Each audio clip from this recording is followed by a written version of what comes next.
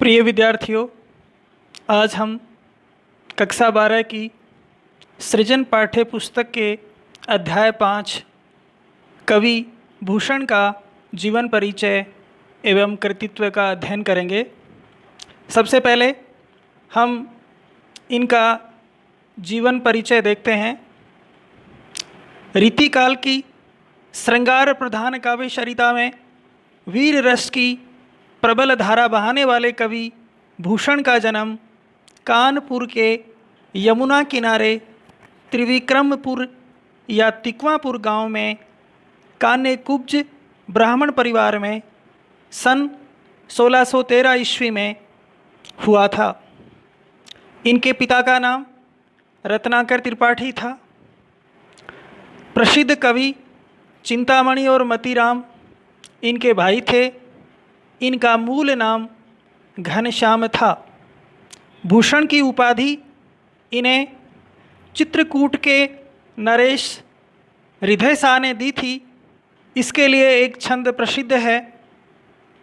कुल सुलंक चित्रकूटपति साहसशील समुद्र कवि भूषण पदवी दई हृदय राम सुत रुद्र।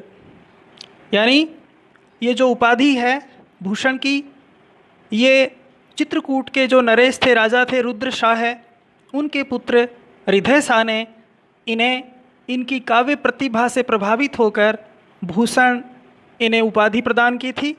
और आज हम इन्हें इसी नाम से हम जानते हैं और इसी नाम से वे प्रसिद्ध हुए।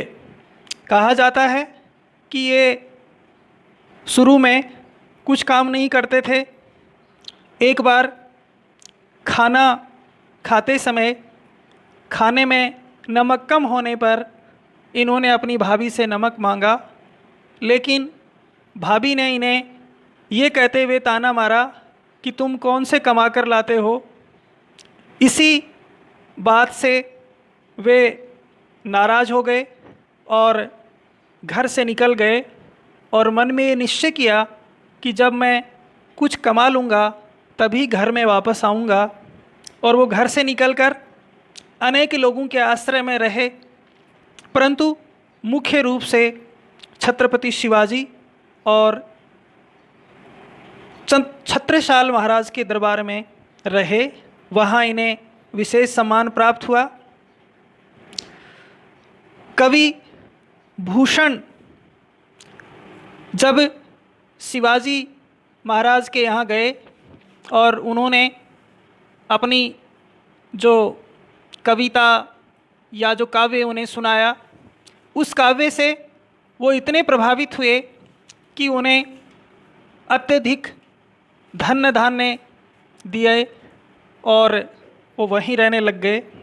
कहा जाता है कि उसी पैसे से उन्होंने हाथियों पर लाद कर अपने घर नमक भिजवाया था।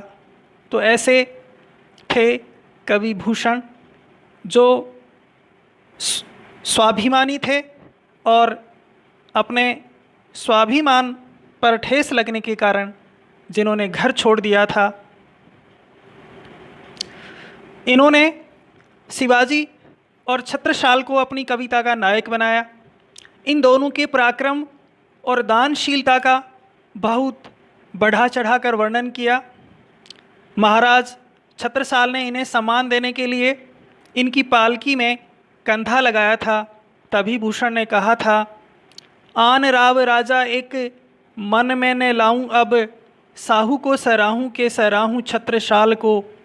अर्थात जो अन्य राजा हैं उनका तो मैं ध्यान में भी नहीं लाता हूँ, परंतु मेरे लिए दोनों ही जो शिवाजी महाराज हैं और छत्रसाल हैं दोनों ही प्रशंसनीय हैं, सराहनीय योग्य हैं। तो मैं इन दोनों की ही सराहना करता हूँ और मैं किसकी सराहना करूँ, इस कारण से मैं दोनों की ही सराहना करता हूँ। इस प्रकार से इन्होंने अपने जीवन में इन राजाओं के आश्रय में रहते हुए काव्य की रचना की और लोगों में वीरता की भावना को जागृत किया। इनका निधन 1715 ईस्वी में हुआ था। अब इनके जो प्रमुख ग्रंथों की बात करें, इन्होंने जो रचनाएं की थी उनमें पहला है शिवराज भूषण। यह है एक रीति ग्रंथ है जिसमें 105 अलंकारों का निरूपण किया है तथा इसमें लगभग 284 छंद हैं। दूसरा इनका प्रमुख ग्रंथ है शिवा बावनी। बावनी अर्थात 52 शब्द से आया है, इसमें 52 ही छंद हैं। इसमें शिवाजी की कीर्ति का वर्णन है। तीसरा ग्रंथ है छत्रसाल दशक, इसमें 10 छंद हैं और इसमें छत्रसाल के यशोगान का वर्णन किया गया है। इसके अतिरिक्त 3 और ग्रंथों की इन्होंने रचना की थी, जिनमें से भूषण उल्लास, भूषण हजारा, दूषण उल्लास, परंतु ये जो अंतिम 3 ग्रंथ हैं ये अभी उपलब्ध नहीं हैं। भाषा, भूषण के काव्यों की भाषा साहित्यिक ब्रज है, जिसमें उर्दू, अरबी, फारसी, बुंदेलखंडी तथा खड़ी बोली के शब्दों की प्रधानता है। मुहावरों एवं लोकोक्तियों का भी प्रयोग किया गया है। भूषण के काव्य में वीर रस की प्रधानता है। काव्य ओजपूर्ण शैली में लिखा गया है। रौद्र, भयानक, विभत्स व श्रृंगार रस का भी समावेश है, परंतु इनके काव्य में श्रृंगार रस महत्वपूर्ण नहीं है, बहुत कम मात्रा में इन्होंने प्रयोग किया है। इनके काव्य की विशेषताएं, जो पहली विशेषता है कि इनका काव्य वीर रस व ओज गुण प्रधान काव्य है। दूसरी, पौराणिक पात्रों, कथाओं का इनके काव्य पर प्रभाव है। और तीसरी विशेषता है अलंकारिक भाषा का इन्होंने प्रयोग किया है। इनके काव्य में मुख्य छंद कवित हैं। इसके अतिरिक्त इन्होंने दोहा, सवैया, छपैये छंद का भी प्रयोग किया है। इनकी पहचान वीर रस के कवि के रूप में इन्हें सबसे मुख्य रूप से पहचाना जाता है। ये प्रमुख कवि हैं वीर रस के, जो रीति काव्य में वीर रस की रचना करने वाले मुख्य कवि हैं। इसके अतिरिक्त राष्ट्रीयता की भावना से ओतप्रोत काव्य रचना के कारण इन्हें प्रथम राष्ट्र कवि भी कहा जाता है। इनके काव्य से हमें राष्ट्र प्रेम, वीरता, बलिदान, कर्तव्य परायण की प्रेरणा मिलती है। इनके काव्य में जो राष्ट्र प्रेम और वीरता है उससे लोगों में उत्साह पैदा होता है और इन्होंने उस मुगल काल के समय जहां लोगों की मनोस्थिति दयनीय स्थिति में थे, इन्होंने उनको जगाने का काम किया है। कवि भूषण ने रीतिकाल घोर श्रृंगारमय काव्य रचना के वातावरण के बीच अपनी ओजमय वाणी और अत्युक्तमय शैली में वीर रस के काव्य का सृजन किया। आपके द्वारा सेनाओं के प्रयाण, प्रयाण का मतलब सेनाओं का तैयार होकर युद्ध के लिए निकलना, आक्रमण, व्यूह रचना, युद्ध, शत्रुओं के भय आदि का बड़ा सजीव वर्णन किया है। अलंकार प्रियता और नाद सौंदर्य आपकी कविता की विशेषताएं हैं। प्रिय विद्यार्थियों, ये आपको यदि अच्छा लगा हो तो आप इन्हें इस वीडियो को लाइक करें, अपने साथियों को शेयर करें और नए वीडियो के लिए चैनल को सब्सक्राइब करें। अब हम आगे जो पाठ्यपुस्तक का प्रथम कवित है उसका अध्ययन करेंगे। साजी चतुरंग सैन अंग में उमंग धारी, सरजा शिवाजी जंग जीतन चलत है। भूषण भनत नाद विहद नगारन के, नदी नद मद गैबरन के रलत है। एल फैल खेल भैल खलक में गैल गैल, गजन की ठेल फैल सैल उसलत है। तारा सो तरनी धुरी धारा में लगत जिमी, थारा पर पारा पारावार यूं हलत है। सबसे पहले हम कठिन शब्दार्थ लेते हैं। साजी, साजी का अर्थ है सजाकर, तैयार करके। चतुरंग सैन्य, 4 प्रकार की सेना जिसमें हाथी, घोड़े, रथ और पैदल सैनिक, यानी ये 4 अंगों से युक्त जो सेना होती है उसके लिए आया है चतुरंग सैन्य। अंग, अंगों में उमंग उत्साह है। धारी, धारण करके, अंग, अंग या शरीर कह सकते हैं। सरजा, शिवाजी की उपाधि है। जंग, युद्ध, जीतन, जीतने के लिए। भनत, कहना। नाद, शब्द। विहद, भारी या जोर से। नगारन, नगारे, जो युद्ध के नगाड़े होते हैं। नद, विशाल नदी। मद, जो मस्त हाथी होते हैं उनकी कनपटी से निकलने वाला जो दर्व होता है उसे मद कहा जाता है। गैबरन, हाथियों के लिए आया है, जो हाथियों का समूह है उनके लिए गैबरन। रलत है, रलत है का अर्थ है बहते हैं, निकलता है।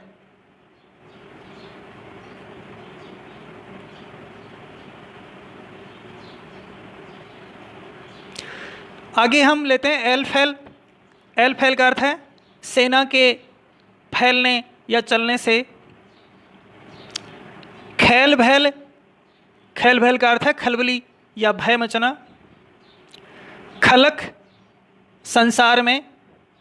गैल गैल, गली गली या सभी मार्गों पर।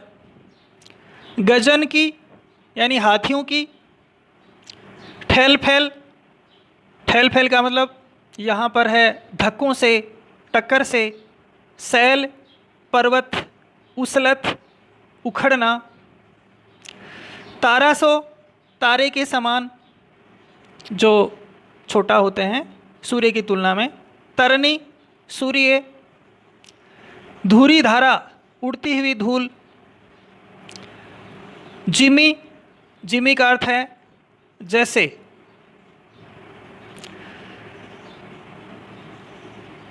जिमी का अर्थ है यहाँ पर जैसे। थारा, थाल। पारा, जो पारा धातु होती है। पारावार, पारावार का अर्थ है यहाँ समुद्र से। हलत है हिलना। कठिन शब्दार्थ के बाद में हम प्रसंग लिखते हैं। कवि भूषण द्वारा रचित ये कवित शिवा बावनी से लिया गया है, जिसमें कवि भूषण जो उनकी चतुरंगी सेना है वो चतुरंगी सेना तैयार होकर युद्ध के लिए जब निकलती है तो उसका अतिशयोक्तिपूर्ण वर्णन किया गया है। व्याख्या लिखते हैं। कवि भूषण कहते हैं जब शिवाजी अपनी चतुरंगी सेना अर्थात जिसमें हाथी, घोड़े, रथ और पैदल सज धज कर यानी तैयार होके पूरे जोश और उमंग के साथ विशाल सेना लेकर जब वो निकलते हैं युद्ध के लिए, तो सेना के नगाड़ों से सरजा शिवाजी जंग जीतन चलत है, अर्थात वो युद्ध जीतने के लिए जब निकलते हैं तो कवि भूषण कहते हैं कि जो भारी भरकम नगाड़े हैं उनके शोर से उनकी जो घोष की जो ध्वनि उत्पन्न होती है वो चारों ओर गूंजने लगती है। और कवि भूषण आगे कहते हैं कि जो सेना के मस्त हाथी हैं उनकी कनपटियों से निकलने वाला जो दर्व है वो मद इतनी मात्रा में निकलता है कि उससे नदी सी बहने लग जाती है। यानी हाथियों से निकलने वाला जो उनकी कनपटी से जो मद है, द्रव्य पदार्थ है, उनके बहने से एक नदी सी बहने लग जाती है, नदी और नद बहने लग जाते हैं। कभी आगे कहते हैं कि सेना के जब चारों ओर आगे जब बढ़ती है वो, तो आगे बढ़ने से सारे संसार की गली गली में खलबली मच जाती है। एल फैल खेल भैल गलक खलक में गैल गैल, अर्थात संसार की गली गली में सेना के आगे बढ़ने से खलबली मच जाती है और दुश्मन सेना में भय व्याप्त हो जाता है। और जब हाथी जोरों से टक्कर मारते हैं तो जो बड़े बड़े पर्वत हैं वो भी क्या है, उखड़ने लग जाते हैं, वो भी टूटकर बिखरने लग जाते हैं। कभी आगे कहते हैं कि तारा सो तरनी धुरी धारा में लगत जिमी, सेना के आगे चलने से जो विशाल सेना है उनके चलने से जो उड़ती हुई धूल है वो आकाश में छा जाती है, और वो उनके छाने से वो सूर्य है वो भी एक छोटे से तारे के समान टिमटिमाता हुआ दिखाई देता है, अर्थात वो चारों ओर अंधेरा छा जाता है, सूर्य भी उसका प्रकाश कम हो जाता है। कभी आगे कहते हैं कि थारा पर पारा पारावार यूँ हलत है, सेना के चलने से पूरी जो धरती है वो भी इस प्रकार से डोलने लगती है कि समुद्र भी में जो पानी है वो इस प्रकार से डुलायमान हो जाता है, डोलने लग जाता है, जैसे थाल पर रखा हुआ जो पारा है वो उसको लेकर चलने पर पारा भी क्या है, इधर उधर लुढ़कता है। ठीक उसी प्रकार से ये जो शिवाजी की सेना के चलने से जो समुद्र है वो भी हिलने लगता है और वो भी उसी प्रकार से डुलायमान होता है। विशेष में लिखेंगे भाषा सरस और प्रभावपूर्ण है, वीर रस को जगाने वाली है। दूसरा बिंदु लिखेंगे शिवाजी की सेना के रण क्षेत्र में प्रस्थान का अतिशयोक्तिपूर्ण वर्णन शैली में किया गया है। अगला बिंदु लिखते हैं शब्द चयन ओज उभारने वाला है तथा एल फैल खैल भैल गैल गैल ठेल फैल सैल में नाद सौंदर्य है। सरजा शिवाजी में सह वर्ण की आवृत्ति होने, जंग जीतन में जय वर्ण की आवृत्ति होने, भूषण भनत में भय वर्ण, नाद विहेद में दय वर्ण, नदी नद में मद में दय वर्ण की आवृत्ति होने से, इसी प्रकार एल फैल में लय, यहाँ पर भी ये जो खेल भैल में लय, गैल गैल में लय वर्ण की आवृत्ति होने से अनुप्रास अलंकार है।